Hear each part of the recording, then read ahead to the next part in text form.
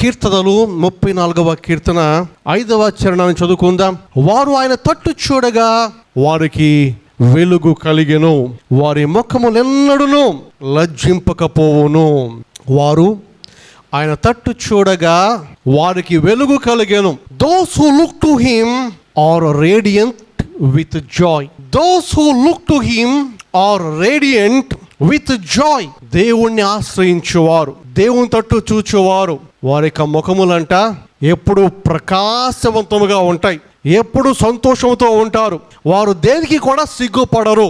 వారి ముఖములెన్నడును లజ్జింపకపోవును అనగా వారి ముఖాలు ఎప్పుడు కూడా చిన్నవిగా ఉండవు, అంటే సిగ్గుతో నిండి ఉండవు. We need to see God always, in every situation, at every time. ప్రతి సమయంలో, ప్రతి సందర్భంలో కూడా దేవుణ్ణి ఆశ్రయించు వారిగా మనం ఉండాలి. దేవుణ్ణి ఆశ్రయించు నరులు ధన్యులు.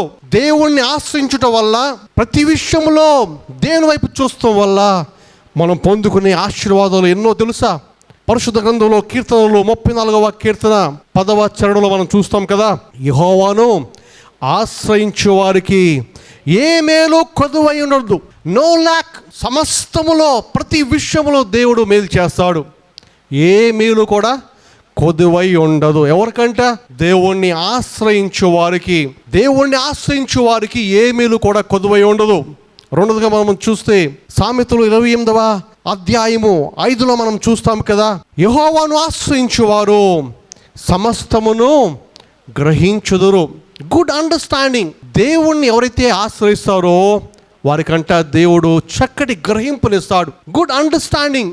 ఏ పని ఎలా చేయాలో, నువ్వు ఎలా నడుచుకోవాలో, ఏది నీ జీవితానికి మేలుకరమో, ఏది న్యాయమైనదో, ప్రతి విషయంలో గ్రహింపును దేవుడు అనుగ్రహిస్తాడు. కీర్తనలు 34:4లో నేను యెహోవా యొద్ద విచారణ చేయగా నాకు ఉత్తరం ఇచ్చాను. మనం దేవుడిని ఆశ్రయించడం వల్ల దేవుడు మన ప్రార్థనలకు జవాబిస్తాడు. ఆయన అంతేకాదంట, నాకు కలిగిన భయములన్నిటిలో నుండి ఆయన తప్పించును అంటున్నాడు కీర్తనాకారుడు. అంటే దేవుణ్ణి ఆశ్రయించడం వల్ల మనకి భయములు కూడా ఉండవు. ఏ విషయంలో కూడా మనము భయపడము. So we have no fear when we see God. So when we see God, there is no lack. ఏ కొరత ఉండదు. when we see God, we have good understanding. దేవుణ్ణి ఆశ్రయించడం వల్ల మనకి గొప్ప గ్రహింపును, గొప్ప జ్ఞానమును మనం పొందుకుంటాం. by seeking God, God answers to our prayers. దేవుణ్ణి ఆశ్రయించడం వల్ల దేవుడు మన ప్రార్థనలకు జవాబిస్తాడు. and by seeking God, we have no fear. మనం దేనికి కూడా భయపడము. అదేవిధంగా ఇంకా చూస్తే మనము ఆమోసు గ్రంథంలో 5వ అధ్యాయంలో మనం చూస్తాము. ఆమోసు గ్రంథం 5వ అధ్యాయంలో, యెహోవాను ఆశ్రయించుడి అప్పుడు మీరు బ్రతుకుదురు. You will live. అంతకన్నా ఇంకేమైనా కావాలా మనకి? ఎన్ని ఆశీర్వాదాలండి దేవుణ్ణి మనం ఆశ్రయించుట వలన. దావీదు ఈ విషయాన్ని తన కుమారుడు సొలొమోనుకి చెప్తాడు. సొలొమోను, నీవు నీ యొక్క జీవితంలో ప్రతి విషయంలో దేవుణ్ణి ఆశ్రయించు, ప్రతి విషయంలో దేవుని మీద ఆశ్రయించు. ఈ విషయాన్ని మనం చూస్తాం. మొదటి దినవృత్తాంతంలో 28వ అధ్యాయంలో మనం చూస్తే, మొదటి దినవృత్తాంతంలో 28వ అధ్యాయంలో, ఆయనను వెతికిన ఎడల ఆయన నీకు ప్రత్యక్షమగును. ఇంగ్లీష్ ట్రాన్స్లేషన్లో వెన్ యు సీ గాడ్, దేవుని వెతకడం అంటే దేవుని వైపు చూస్తాం, దేవుణ్ణి ఆశ్రయించడం. ఆయనను వెతికిన ఎడల ఆయన నీకు ప్రత్యక్షమగును. నీవు ఆయనను విసర్జించిన ఎడల ఆయన నిన్ను నిత్యముగా త్రోసివేయును. నువ్వు ఒకవేళ దేవుని విసర్జించావు అనుకో, నువ్వు దేవుని వైపు తిరగకపోతే దేవుడు కూడా నిన్ను వదిలివేస్తాడయా. దావీదు తన కుమారుడితో చెప్తున్నాడు. ప్రేమ దేవుని బిడ్డలారా, we have seen the blessings of seeking God. దేవుణ్ణి ఆశ్రయించడం వల్ల మన జీవితాల్లో ఎటువంటి ఆశీర్వాదాలు మనం పొందుకుంటామో మనం చూస్తున్నాము కదా. We lakh nothing. దేవుణ్ణి ఆశ్రయించడం వల్ల ఏ కొరత మనకు ఉండదు. దేవుణ్ణి ఆశ్రయించడం వల్ల దేవుడు మనకి జ్ఞానమును, గ్రహింపును ఇస్తాడు. దేవుణ్ణి ఆశ్రయించడం వల్ల ఆయన మన ప్రార్థనలకు జవాబిస్తాడు. దేవుణ్ణి ఆశ్రయించడం వల్ల మనకి ఎటువంటి భయము ఉండదు. దేవుణ్ణి ఆశ్రయించడం వల్ల మనం బ్రతుకుతాం, మనం జీవిస్తాం, సదాకాలం మనం జీవిస్తాం. ఈ సందర్భంలో మనము ఉజ్జియా అనే రాజు యొక్క జీవితాన్ని పరిశీలన చేస్తే, పరిశుద్ధ గ్రంథంలో 2వ దినవృత్తాంతంలో మనం చూస్తాం. 2వ దినవృత్తాంతములు 26వ అధ్యాయములో ఉజ్జియా అనే యూదా రాజు గురించి మనం చూస్తాం. ఈ రాజు గురించి చక్కటి మాటలు వ్రాయబడి ఉన్నాయి. పరిశుద్ధ బైబిల్ గ్రంథంలో మనం చూస్తే 2వ దినవృత్తాంతములు 26వ అధ్యాయములో రాజున Uzziah, he became king when he was just 16 years old. 16 సంవత్సరాల వయసులోనే ఇతను రాజు అయిపోయాడు. అతడు తన తండ్రి అయిన అమాజ్యా చర్య అంతటి ప్రకారము యెహోవా దృష్టికి యథార్థముగా ప్రవర్తించెను. ఎలా ప్రవర్తించేవాడో తెలుసా? దేవుని యొక్క దృష్టికి యథార్థంగా ప్రవర్తిస్తూ ఉండేవాడంట రాజు అయిన ఉజ్జియా. 16 సంవత్సరాలకి రాజు అయ్యాడు ఇతను. దేవుని యొక్క దృష్టికి యథార్థంగా ప్రవర్తిస్తూ ఉండేవాడు. అతడు దేవుణ్ణి ఆశ్రయించెను. 5వ వచనంలో మనం చూస్తాం, అతడు దేవుణ్ణి ఆశ్రయించెను. అతడు యెహోవాను ఆశ్రయించినంత కాలము దేవుడు అతన్ని వర్ధిల్ల చేసెను. ఎంత ఆశ్చర్యం అండి! దేవుణ్ణి ఆశ్రయిస్తున్న ఇక ఉజ్జియా దేవుణ్ణి ఆశ్రయించినంత కాలము తన జీవితంలో వర్ధిల్లుతూనే ఉన్నాడు. ఇది గొప్ప పాఠం మనకి. ఒక వ్యక్తి దేవుణ్ణి ఆశ్రయిస్తూ ఉన్నంత కాలము ఆ వ్యక్తి తన యొక్క జీవితంలో వర్ధిల్లుతూనే ఉంటాడు. ఉజ్జియా దేవుని ఆశ్రయిస్తూ ఉండేవాడంట. అంటే ప్రతి ఒక్క విషయంలో కూడా దేవునికి ప్రథమ స్థానం ఇస్తూ ఉండేవాడు. ప్రతి ఒక్క విషయంలో దేవునికి లోబడుతూ ఉండేవాడు. ప్రతి ఒక్క విషయంలో దేవుని యొక్క అధికారానికి తన యొక్క జీవితాన్ని అప్పగించుకున్నాడు. ఇది రాజైన ఉజ్జియా చేసిన పని. అతను ఒక రాజు, కానీ ఎవరి ఆధీనానికి తన యొక్క జీవితాన్ని అప్పగించుకున్నాడో తెలుసా? సకల జీవానికి, సకల లోకానికి, సకల సృష్టికి కారణభూతుడైన దేవాది దేవునికి తను తన జీవితాన్ని సమర్పించుకొని దేవుని యొక్క ఆధీనానికి తన యొక్క జీవితాన్ని అప్పగించుకున్నాడు. Uzziah first place to God. ప్రతి విషయంలో, తన యొక్క ఆలోచన విషయంలో, తన యొక్క పని ఏ ప్రయత్నం చేసినా దేవుణ్ణి ఆశ్రయిస్తూ ఉండేవాడంట ఉజ్జియా. ఎంత గొప్ప విషయము! ఎవరైతే దేవుణ్ణి ఆశ్రయిస్తారో వారి యొక్క జీవితంలో సంతోషం ఉంటుంది. ఇంగ్లీష్లో మనం జాయ్ అంటాం, JOY, Joy. Give first place to Jesus if you want to have joy. Number 2, help others if you want to have joy in your life. Number 3, humble yourself. మూడోదిగా నిన్ను తగ్గించుకోవాలి. ఎవరైతే దీనులుగా ఉంటారో దేవుడు అట్టి వారిపైన కృప చూపుతాడు దేవుడు. ఉజ్జియా యథార్థముగా ఉండేవాడు. ప్రతి విషయములో దేవుణ్ణి ఆశ్రయిస్తూ ఉండేవాడు. ద్వితీయోపదేశ కాండము 6వ అధ్యాయము 18, 19 వచనాలు మనం చూస్తే, నీకు మేలు కలుగునట్లు యెహోవా దృష్టికి యథార్థమైనదియు ఉత్తమమైనదియు చేయవలెను. నీకు మేలు కలుగునట్లు యెహోవా దృష్టికి యథార్థమైనది మరియు ఉత్తమమైనది చేయవలెను. రాజైన ఉజ్జియా దేవుని ఆశ్రయిస్తూ ఉండేవాడు. దేవుణ్ణి ఎడల యథార్థ హృదయం కలిగి జీవిస్తూ ఉండేవాడు. ఇప్పుడు మనం చూస్తే పరిశుద్ధ గ్రంథంలో ఉజ్జియా గురించి మనం చూస్తున్నాం కదా. ఇతడంట దేవుని మీద ఆధారపడిన ఉజ్జియా యొక్క జీవితంలో మనం చూద్దాం. 15వ వచనం చూద్దాం. 15వ వచనంలో, అతడు స్థిరపడు వరకు అతనికి ఆశ్చర్యకరమైన సహాయము కలిగెను. అతడు తన యొక్క జీవితంలో స్థిరపడే వరకంట దేవుడంట ఆశ్చర్యమైన సహాయాలు జరిగిస్తూ ఉండేవాడంట. ఆశ్చర్యమైన సహాయం అంటే మానవుని ద్వారా సాధ్యము కానిది. What humans can do, God can do. మానవ ప్రయత్నం ద్వారా చేయలేనిది అది కూడా దేవుడు జరిగిస్తూ ఉండేవాడు ఉజ్జియా యొక్క జీవితంలో. ఆశ్చర్యకరమైన సహాయం అంట. ఆశ్చర్యకరమైన సహాయం అంటే అసలు అవ్వదు, ఇది అవ్వదు, ఈ పని అవ్వదు, ఇది అసలు సాధ్యపడదు అనుకున్నవి కూడా సాధ్యపడుతూ ఉండేవి. ఆశ్చర్యకరమైన సహాయము కలిగెను గనుక అతని కీర్తి దూరముగా వ్యాపించెను. ఇతనికి మంచి రెప్యుటేషన్ వచ్చేసిందంట. ఇతని యొక్క పేరు నలు దిశలా వ్యాపించింది. కీర్తి ప్రతిష్టలు పొందుకున్నాడు. ఇతను తన జీవితంలో బాగా స్థిరపడిపోయాడు. దానికి గల కారణాలు 2 కారణాలు. ఒకటి, దేవుణ్ణి ఆశ్రయించాడు ఉజ్జియా. యథార్థ హృదయం కలిగి జీవించాడంట. యథార్థ హృదయం కలిగి జీవించాడు. ప్రేమ దేవుని బిడ్డ, ఈ రోజున నీ జీవితంలో నువ్వు స్థిరపడాలి అనుకున్నా, నువ్వు చేస్తున్న ప్రతి పనిలో ప్రయత్నంలో నీవు విజయం పొందాలి అంటే నీవు చేయవలసింది దేవుణ్ణి ఆశ్రయించాలి. యథార్థమైన హృదయంతో నువ్వు ప్రవర్తించాలి. అయితే ఉజ్జియా యొక్క జీవితంలో మనం చూస్తే 16వ వచనం చూడండి. ఇప్పుడు, అయితే అతడు స్థిరపడిన తరువాత అతడు మనస్సున గర్వించి చెడిపోయాను. ఇది ఎంత బాధకరమైన మాట అండి. ఒక వ్యక్తి జీవితంలో రాయబడిన యొక్క మాట నిజంగా ఎంత దురదృష్టకరమైన మాట, ఎంత బాధకరమైన మాట. అతడంట స్థిరపడిన తరువాత మనస్సున గర్వించాడంట. అతడు స్థిరపడిన తరువాత మనస్సున గర్వించాడు. ఇది చాలా పొరపాటు. భక్తుల యొక్క జీవితాన్ని మనం చూస్తే వారు ఎదిగిన కొద్దీ ఇంకా దీనులుగా తమను తాము తగ్గించుకున్న వారుగా మనం చూస్తున్నాం. అబ్రహామును చూడండి, దేవుడు అబ్రహాంకి ఐశ్వర్యాన్ని ఇచ్చాడు, ఎంతో గొప్ప ఘనతనిచ్చాడు. కానీ అలాంటి అబ్రహాం అంటాడు కదా, అయ్యా నేను దుమ్ము వంటి వాడను, నేను ధూళి వంటి వాడను అంటాడు. ఎంతగా తగ్గించుకున్నాడు చూసారా. బాప్తిసం ఇచ్చిన యోహాను అంటాడు కదా, ప్రభువుని చూపిస్తూ ఆయన హెచ్చవలసి ఉన్నాడు, నేనైతే తగ్గవలసి ఉన్నాను అంటాడు. He must increase and I must decrease. ఇవి బాప్తిసం ఇచ్చు యోహాను యొక్క మాటలు. దావీదు రాజు, కానీ అటువంటి దావీదు అంటాడు కదా, నేను నరుడను కాను, నేను ఒక పురుగును అంటాడు. ఒక సందర్భంలో ఒక పురుగుతో కంపేర్ చేసుకుంటాడు దావీదు.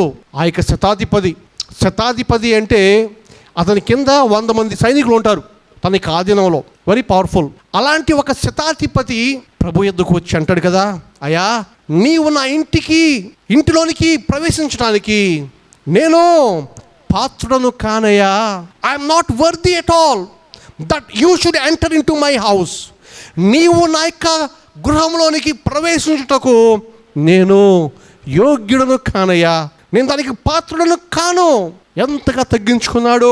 అపోస్తలుడైన పౌలు గురించి మనం చూస్తే అంటాడు కదా, పరిశుద్ధులందరిలో కూడా నేను అల్పుడను.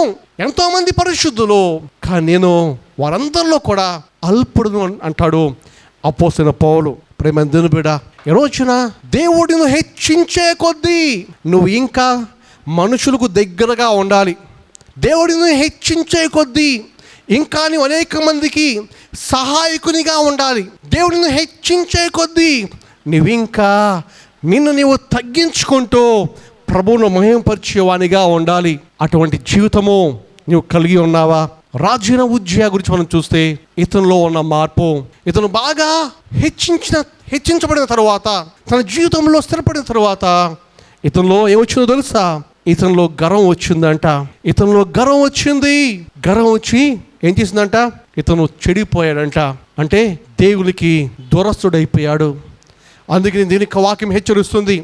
హెబ్రీయులకు రాసిన పత్రిక 3వ అధ్యాయం 12వ వచనం మనం చూద్దాం.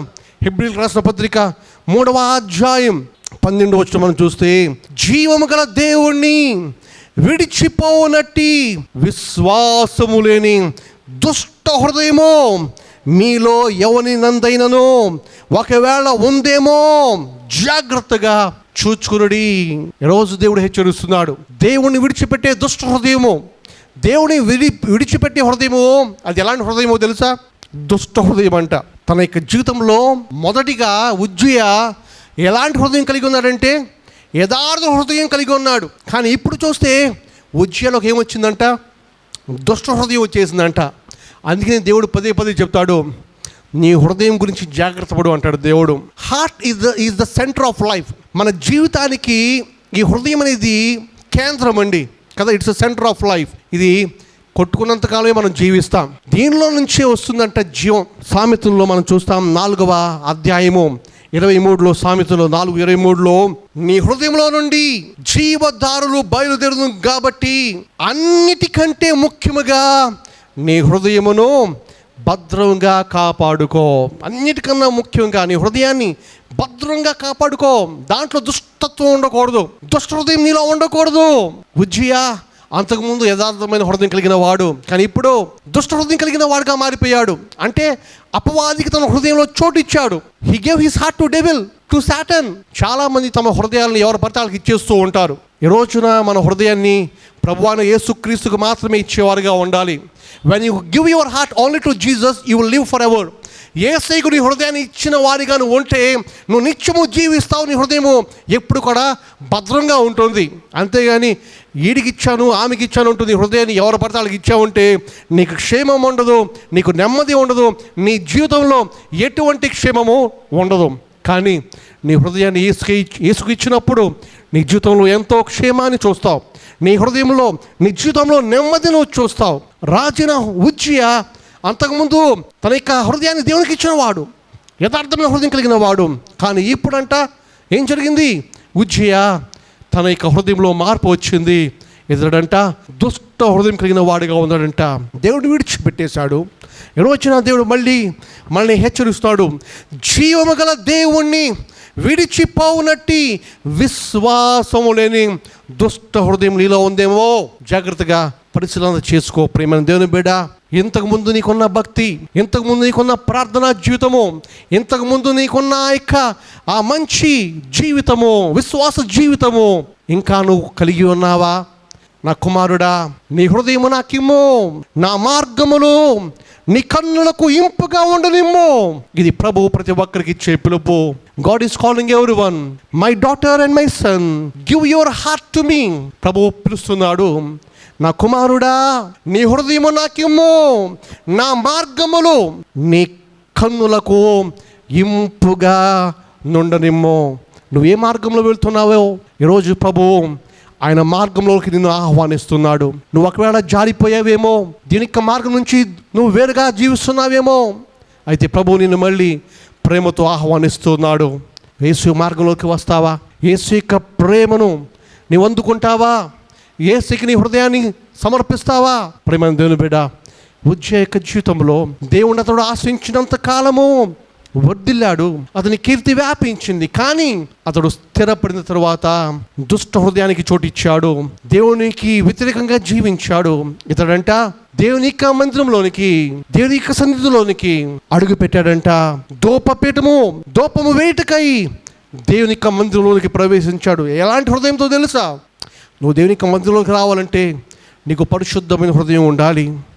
కానీ తను గర్వముతో, చెడిపోయిన హృదయముతో, దేవుడు అంటే భయం లేకుండా, దేవునికి ఆత్మ లేని వానిగా ఎంతో గర్వముతో తను చేయకూడని పని చేయటానికి ముందుకు వచ్చాడు. పరిశుద్ధుడైన దేవుని యొక్క సన్నిధికి భయభక్తులు లేకుండా ఎంతో గర్వంతో అడుగు పెట్టాడు. అతని యొక్క ప్రయత్నాన్ని ఆపటానికి దాదాపుగా 80 మంది యాజకులు ప్రయత్నం చేశారంట. 80 మంది యాజకులు అతన్ని ఆపటానికి చూశారు. అయ్యా, పరిశుద్ధ దేవుని యొక్క సన్నిధిలోనికి నీవు అలా వెళ్ళటానికి వీల్లేదు, అది నీ పని కాదు. ఈ రోజున ప్రభు ప్రతి ఒక్కరిని పిలుస్తున్నాడు. ఈ రాజైన ఉజ్జియా ఆ యాజకుల యొక్క మాట లెక్క చేయకుండా, దేవుని యొక్క హెచ్చరిక లెక్క చేయకుండా ఎన్నిసార్లు హెచ్చరించినను మాట విననొల్లక ఈ యొక్క ఉజ్జియా అంట దేవుని యొక్క మందిరంలోనికి ప్రవేశించి ధూపం వేయటానికి ప్రయత్నం చేసినప్పుడు దేవుని యొక్క ఉగ్రతన మీదకు వచ్చింది. అతడు కుష్టివాడిగా మారిపోయాడంట. ఉజ్జియా యొక్క నొసట కుష్టి వచ్చింది. తను మరణించే వరకు ఆ కుష్టితోనే మరణించాడు. ఒక రాజు, యూదారాజు, a very great beginning but a terrific end. తన యొక్క జీవితము మొదట ఎంత గొప్పగా ఉన్నది, కానీ తన యొక్క చివరి దశ ఎంత పతనముగా ఉన్నదో మనం గ్రహించాలి. ఈరోజు it's not important how we begin our life. మన జీవితం ఎలా ప్రారంభించామో ప్రాముఖ్యం కాదు, కానీ ఆ ముగింపు ఎలా ఉన్నదో ఇదే చాలా ప్రాముఖ్యమైనది. కాబట్టి మనం నమ్మకంగా జీవిద్దాం. అపోస్తలుడైన పౌలు చెప్పాడు కదా, నేను మంచి పోరాటము పోరాడి తిని అన్నాడు. ఆ చివరి వరకు మంచి పోరాటాన్ని పోరాడే వారిగా మనం జీవిద్దాం. యేసు ఇస్తున్న పిలుపు ఒకవేళ తప్పిపోయావేమో, ప్రియమైన దేవుని బిడ్డ, ప్రభు నిన్ను పిలుస్తున్నాడు. ఆయన వైపు నువ్వు వస్తావా? ప్రభు పదే పదే నిన్ను ప్రేమతో ఆహ్వానిస్తున్నాడు. Will you give your heart to Jesus? యేసుకి నీ హృదయాన్ని ఇస్తావా? నా కుమారుడా, ఇదిగో నా యొద్దకు రా. ప్రభు నిన్ను ఆహ్వానిస్తున్నాడు. నీ హృదయమును నాకిమ్ము, నా మార్గములు నీ కన్నులకు ఇంపుగా ఉండనిమ్ము అంటూ నేనే మార్గమన్నా యేసయ్య ఆయన మార్గంలోకి నిన్ను ఆహ్వానిస్తుండగా, will you come to Jesus? Will you give your heart to Jesus? యేసుకి నీ హృదయాన్ని ఇస్తావా? ఉజ్జియా యొక్క జీవితాన్ని మనం చూచాం. అతని యొక్క మొదలు ఎంత బాగుంది. దేవుని ఆశ్రయించాడు, ఎంతగానో వర్ధిల్లాడు. కానీ ఎప్పుడైతే దేవుడిని విడిచాడో, దుష్ట హృదయంతో దేవుని విడిచిపెట్టాడో, తన జీవితంలో ఓడిపోయాడు. ఈరోజు నువ్వు ఓడిపోకూడదు. నీ యొక్క జీవితంలో చివరి వరకు పోరాడు. మన పోరాటం అపవాదితో ప్రతి ఒక్క విధములో, ప్రతి ఒక్క విషయములో నిన్ను పడేయటానికి చూస్తాడు అపవాది. అయితే యేసును కలిగిన నీవు ఓడిపోకుండా వాడితో ప్రార్థన అనే ఆయుధంతో, వాక్యం అనే ఆయుధంతో పోరాడు. దేవుడు గెలిపిస్తాడు నిన్ను. యేసుకి నీ హృదయాన్ని ఇవ్వు. ప్రార్థన చేద్దాం. Let's pray. ప్రార్థన చేద్దాం. మహాగణుడా, పరిశుద్ధుడా, ప్రియ యేసయ్యా, నీకే స్తుతి స్తోత్రాలు చెల్లిస్తాము నా తండ్రి. హృదయము నుండి జీవధారలు బయలుదేరదు కాబట్టి జాగ్రత్తగా కాపాడుకోవాలి హృదయాన్ని చెప్పి మీరు మాతో మాట్లాడారు తండ్రి.